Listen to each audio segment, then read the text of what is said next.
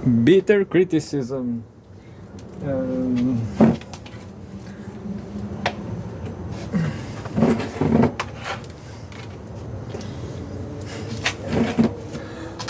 I guess I will never have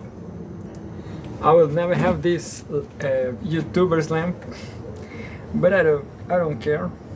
It's fine. Look, now here we have the last time news from Russia Today, and I will read the last one that I thought was interesting, and that's it. And I will read another site today. Well, first I'm gonna read this huge article that says NATO bombed Libya to protect civilians 12 years ago. This led to thousands of deaths and a country in ruins. And these 12 years is a coincidence with the 20 years from Iraq destruction. But this Libya, well, this I guess I don't know if the Iraq was 20 years today or yesterday, but this article is from 1 week ago. So one week in comparison with years is nothing. So indeed there are coincidence in all this destruction agenda from imperialism, isn't it? Well, the Western war machine only served its own interest in destroying a nation that could liberate Africa. By Moussa Ibrahim, spokesperson of the Libyan government and Minister of Media, 2011. On the 19th of March 2011, the NATO bloc began a violent 8-month-long military onslaught of Libya. I don't know what onslaught means, but looks like it's like assault of Libya, a sovereign African Union founding member state, which had enjoyed 4 decades of stability, prosperity, 4 decades, and one of the highest Human Development Index (IDE) scores in all of Africa. NATO's justification for the aggressive and bloody attack was the now infamous protection of civilians doctrine, formalized under UN Security Council Decree number 1973. The French Air Force, however, had already initiated a major raid on immobile Libyan army units. They had already pulled out of the city of Benghazi, a protest hotbed, in a show of goodwill and peaceful intent. More than 400 resting Libyan officers, soldiers, medical and media personnel were massacred without the chance to fight back against justified an uncleared foreign air attack. Tens of thousands more Libyans will later perish under more than 26,000 air raids, 100 cruise missile attacks, and a naval blockade conducted by NATO's 13-member coalition.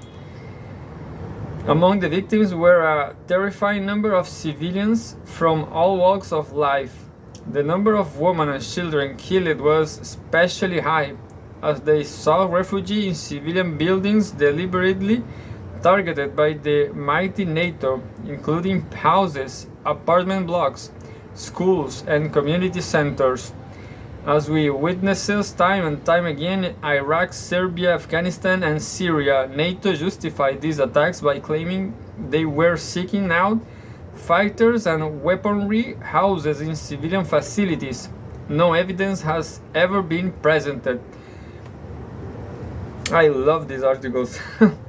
You know what? I just remember that I am also interested in to fly to. Well, right now I don't know, because as a lot of people know, there's crisis in all of Western Europe, isn't it?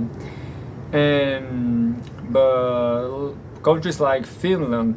So I very interested in Finland, and I found so many channels about migration to Finland, and there was this Alexing himself, something like that, from a Finnish guy, very nice, very gentle, and he interviewed some Libyan woman that lives in Finland. So that Libyan woman suffered from this, I guess. I'm pretty sure about that. She was English teacher, and that's it. She was a nice lady, but all this destruction was what made her to fly away from Libya. In the weeks that led up to this aggression, I spoke officially for the Libyan government in countless international press conferences, media appearances, and diplomatic appeals. Before hundreds of international media outlets, I expressed one single demand: that all hostilities cease under the direct supervision of the UN, and that the African Union installs an international fact-finding mission to determine who committed what act, paving the way for a national conference of all Libyan parties to the conflict. This single most powerful and earnest appeal was rejected without consideration in Western centers of hegemony and ridiculized in Western media outlets. This guy looks like he is Libyan, I guess. I don't know. The only solution that were endorsed and praised were more rockets, bombs, and the continuous arming of Islamists and tribalist terrorist groups on the ground. In the years after, crimes against humanity charged against the revolutionary government of Libya were either never proven or were shown to have been false. In fact, given its 12 years of total control over Libya, land resources, institutions, and archives, the West has been unable to show the alleged 8,000 victims of rape by the Libyan army, nor the 10,000 murdered civilians for the neighborhoods of Tripoli allegedly destroyed by Muammar Gaddafi's air force, nor the African mercenaries supposedly imported by Gaddafi government in the first week of the Libyan spring, 15 to 22 February 2011. That Arab Spring. Well, nowadays people are pretty sure that all that was a colorful revolution, but a colored revolution. But back then, I guess everybody from left was always, isn't it? We are always sympathetic, or we are very supportive to all kind of riot or uprising, because I don't know, this is a pretty deep issue. Look, you all in Marxist doctrine, you need to make a revolution, a social revolution. But as Thomas Hobbes puts it in Leviathan, the people, don't like all this chaos, you know. So there you have a pretty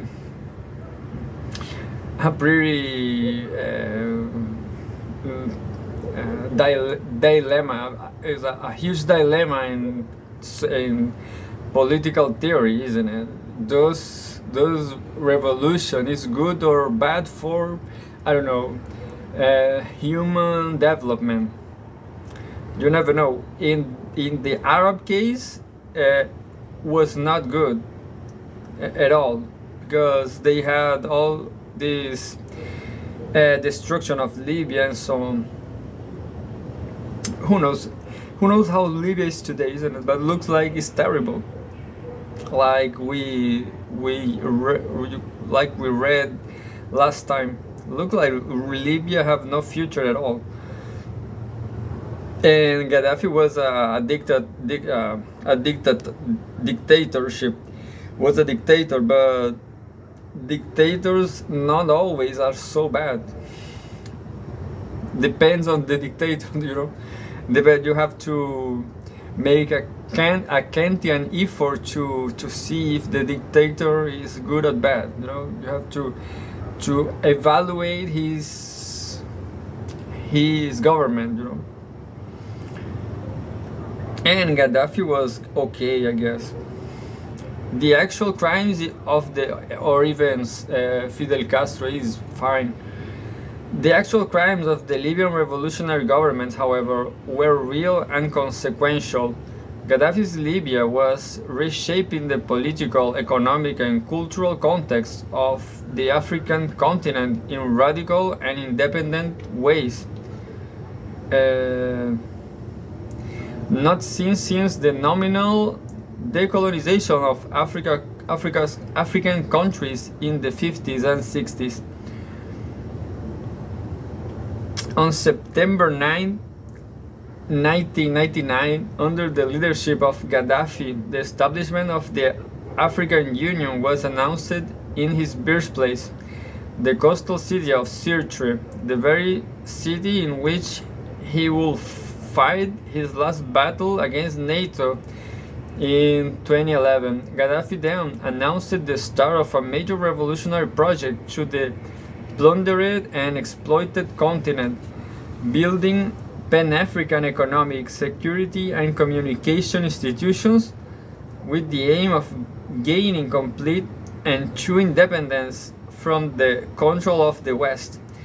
The most consequential of these institutions were the African Central Bank, ACB, the African Golden Dinar, the African Gold Reserve, the African Security Council, ASC, the United African Army, UAA, the African Parliament, the African Organization of Natural Resources, AONR, the African Communications Network, ACN, and the African Common Market.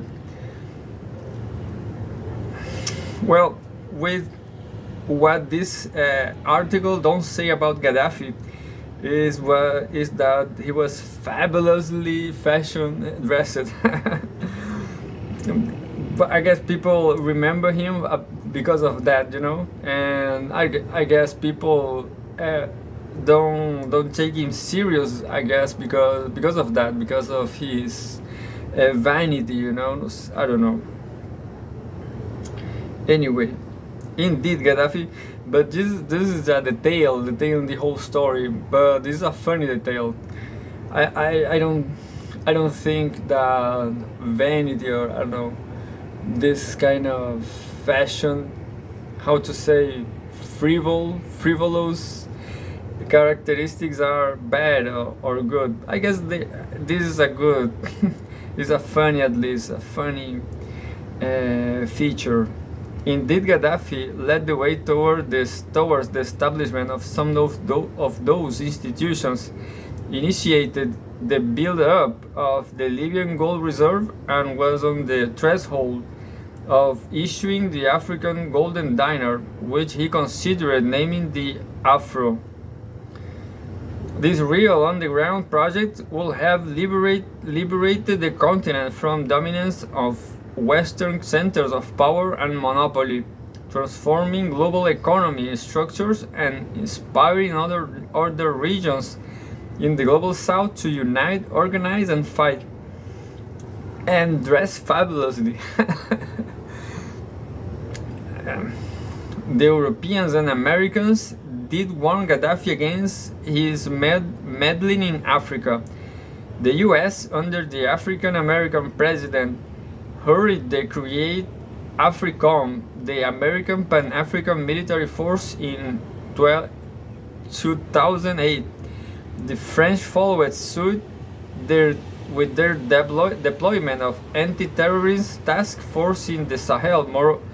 Moreover, the intensity with which the continent's riches were stolen increased, especially gold, while the meddling of British, French, and American diplomats in the affairs of the African Union and African Parliament also grew exponentially. The focus of Western mainstream media in the 2000s on a new and collaborative spirit in economic relations with Africa was therefore not accidental. It was all as planned and in harmony with the military, economic, and political agenda in Western centers of power. A pretty powerful article, isn't it? These are a pretty long and powerful statements, but I guess I am in the middle. I guess that there will be 20 minutes now, isn't it?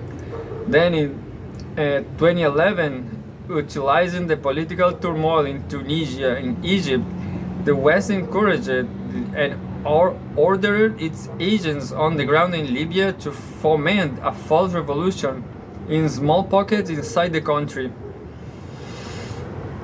This was spearheaded by the Libyan Islamic Fighting Group, LEFG, LEFG, an infamous Afghani-Libyan terrorist organization with training and weaponry from the American Army and battlefield commanders trained and exalted by NATO's top educational personnel in the caves of Afghanistan in the 80s and early 90s.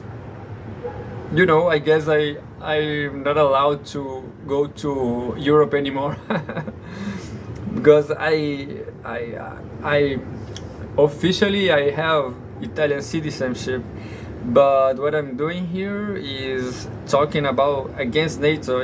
Well, NATO is full of a piece of shit. You know, NATO is the biggest shit in history.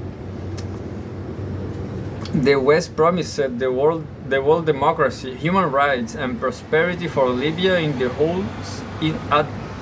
whole Sahel and Sahara region in Africa. Instead, by the 12th anniversary of NATO onslaught, Libya itself had become a notorious slave market for illegally imported African migrants and battlefield for French orchestrated African Sahel tribalist conflicts in Chad, Niger, and Mali. The country that once led Africa's liberation project now lies in ruins, with 10 foreign-controlled military bases scattered across its territory, hosting more than 20,000 foreign troops and mercenaries, and bearing 576 billion in financial losses since the start of NATO's intervention. Over 60,000 additional Libyans have been killed in the ongoing civil conflict, fueled and maintained by mostly foreign and Western-sponsored forces fighting for the interests and dominance on the Libyan front. All sectors of the Libyan economy and society, education, health, housing, employment, and living standards have been devastated, dismantled, and ravaged by 12 years of Western-founded conflict and political turmoil. As for Africa as a whole, the Great African Union has lost its edge after a total freeze on most of the aforementioned projects of liberation, from the African Golden Dinar to the United African Army. In fact, the West's exploitative economic, political, and military presence in Africa has only increased since the murder of Gaddafi, a true testimony of the very reason that he was assassinated. In the last few weeks, the UN Security Council has appointed the 8th Special Representative to Libya since 2011, Mr. Adoyale Batili. Mr. Batili has been conducting the same routine visits to the warlords and their militias in Libya, holding the same routine political and press conferences, and reiterating the same old Security Council discourse. We are here to bring democracy and prosperity to all Libyans, and we shall defend human rights and protect civilians. Those who oppose this political process will be brought before international justice. Yeah, look, this guy who wrote this convinced me. I guess I will never go to a NATO state, a NATO country. I don't know. But look, what is interesting is that people like Pepe Escobar, he lives in Paris, he lives in France. How he did that? How he does that? Does he have any problem with them? You know, I guess the answer to that question is that French society, even French state,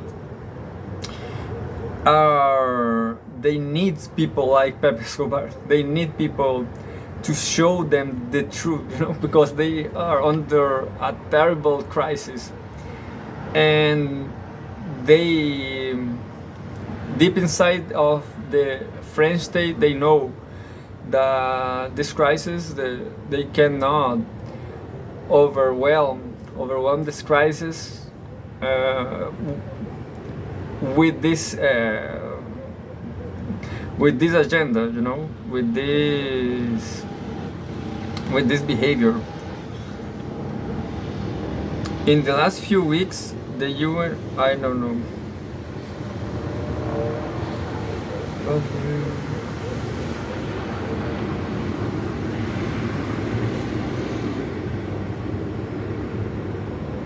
Yeah, I almost there. The only problem is that Mr. Batili is speaking as if this is the first day of the first year of the Libyan tragedy. He does not bother to mention that it is instead the 12th anniversary of the devastation of a developed, prosperous, and stable African nation. Furthermore, he doesn't bother to highlight the simple fact that foreign military powers and mercenaries are present and active in Libya, something at least acknowledged by his predecessor, Stephanie Williams. However, there is always hope for the Great Black Continent. The legacy of its great leaders and martyrs, from Gamal Nasser to Patrice Lumumba to Kwame Nkrumah to Nelson Mandela, continues to inspire African consciousness, struggle, and resistance. In the last few months, for example, a major popular movement has been building up in Western Africa to end all Western military presence in the Sahel region, with governments starting to slowly but steadily need these calls for liberation and sovereignty. Wherever you go in Africa nowadays, you can hear the literal words and the viable ideas of Gaddafi coming up in conversations about Africa, liberty, independence, and dignity. In my work, with the Libyan Green Resistance and the African popular movements, I am always faced by these questions raised by thousands of African freedom fighters. What to do? My answer is always straight and simple to all my African comrades: unite, organize, and fight. And then listen to Bob Marley. I guess they listen to Bob Marley. And we are 25 minutes now.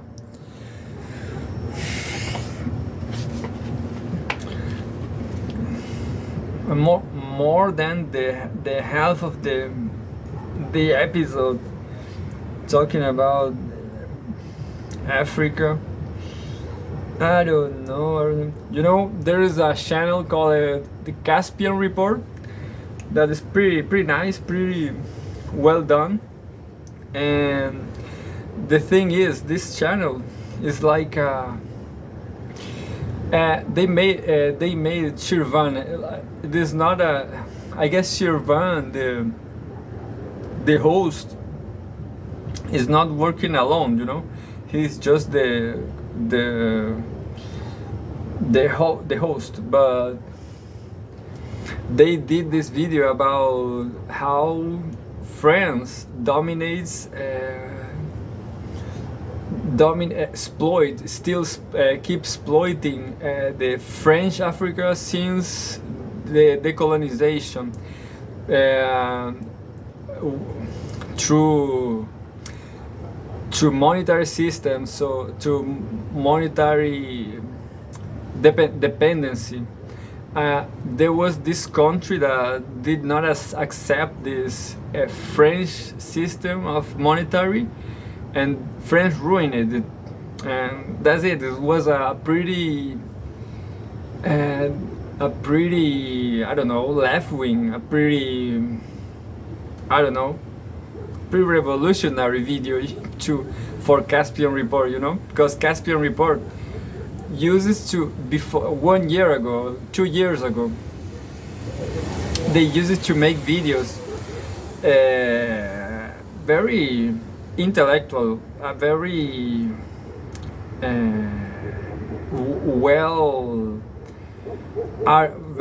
well argumented, you know, well argumented, because about Russia, for example, they always said that Russia have geographic problems. For example, they always said that the USSR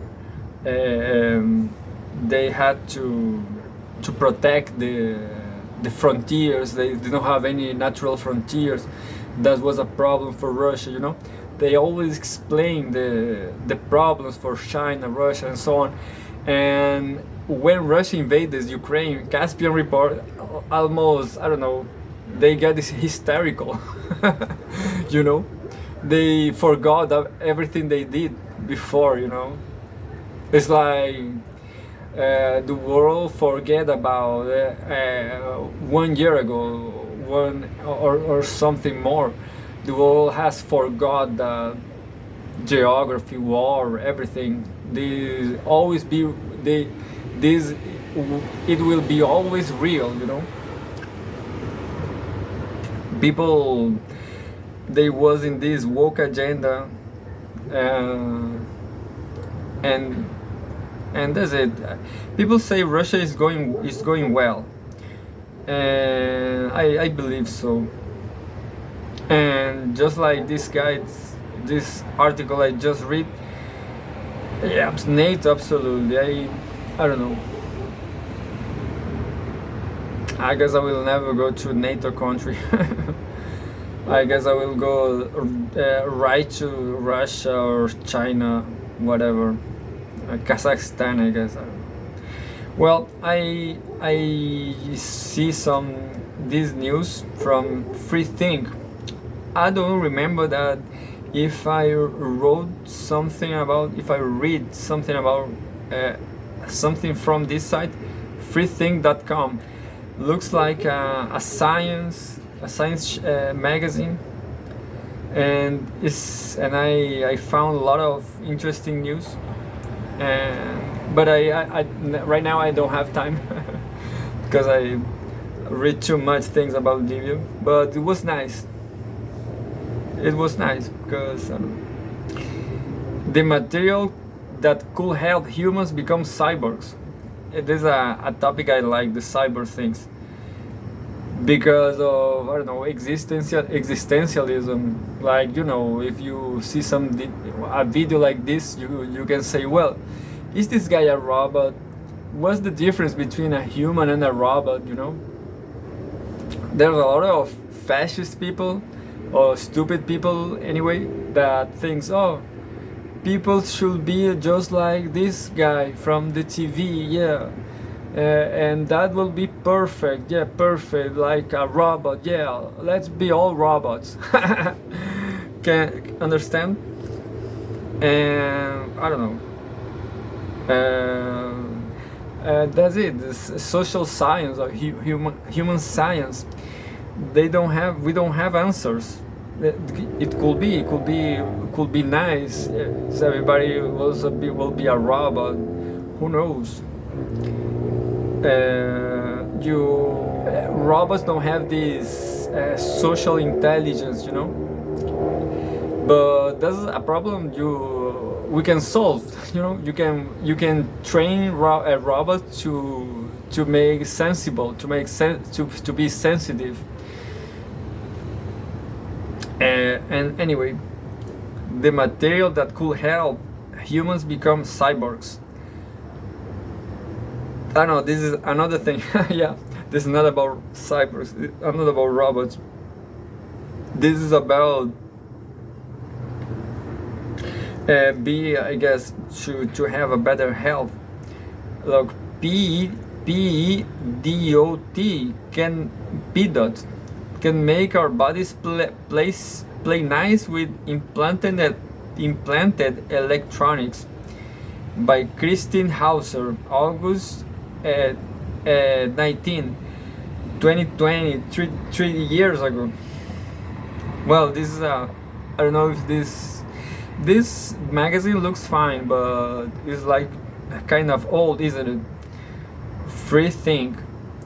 I don't know if I'm gonna read this potential piece, because all about technology. I guess 1 year is a long time, and 3 years is too much. So I open up more. This is more recent. This is 3 days ago. Venus may have currently active volcanoes. I guess not. I guess I will not read this. No, once I was interested in I don't know, plant colonization and Mars and Venus colonization for mankind, for humankind. And what I knew watching videos on YouTube is that volcanoes, tectonic activity is necessary for.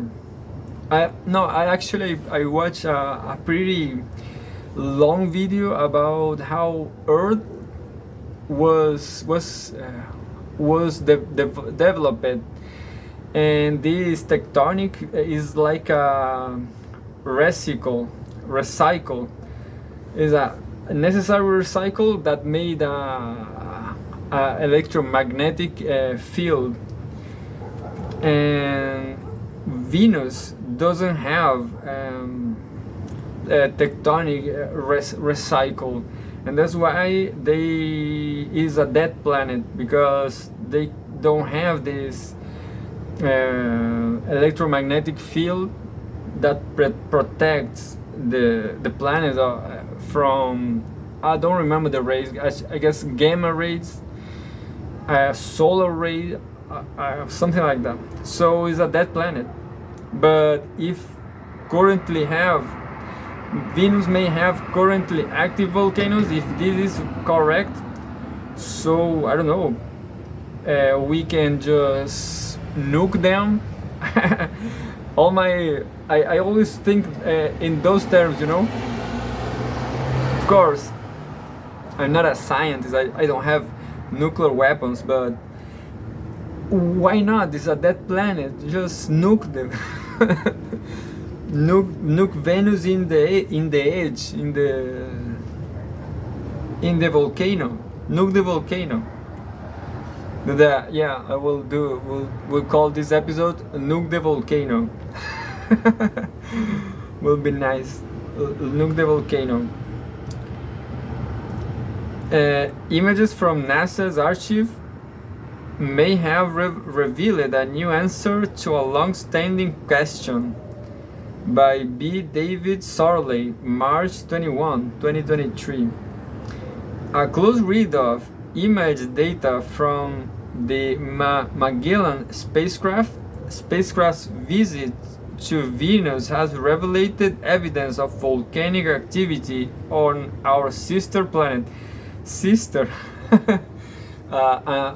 Our dead sister, isn't it? Because, come on, Venus is full of poison gas, and that's it. Taken in the midst of the ancient past, the early is a desert. Venus is a desert.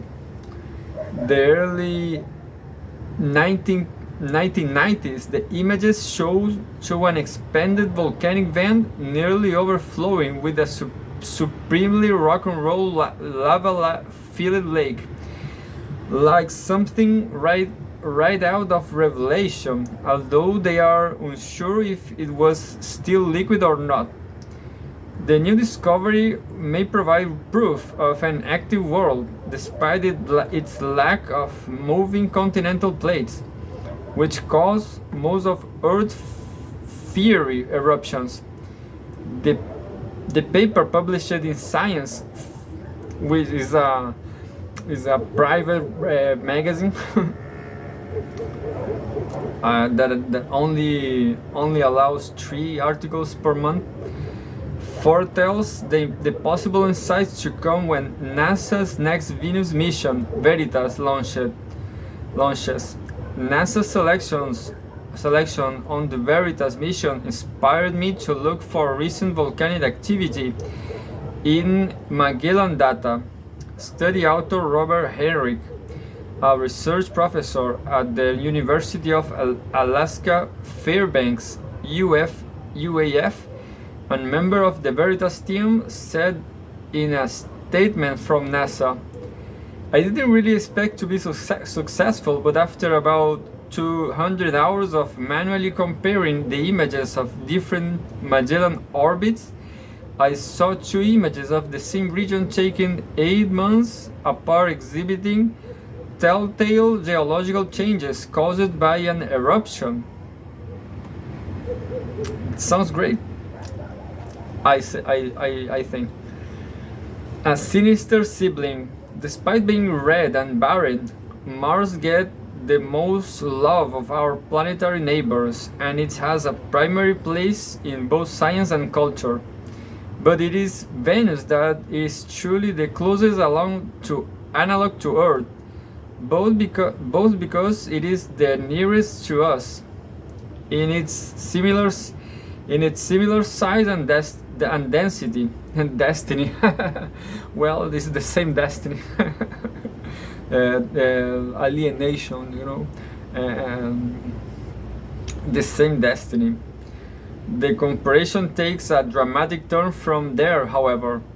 Venus is Earth's evil twin, a sinister sibling whose thick, toxic atmosphere, scored by clouds of acid, smothers its blistering surface, making it hotter than even Mercury, hot enough to melt lead, and lethal sky wings down with an atmospheric pressure 90 times stronger than Earth's, as if deep beneath the sea.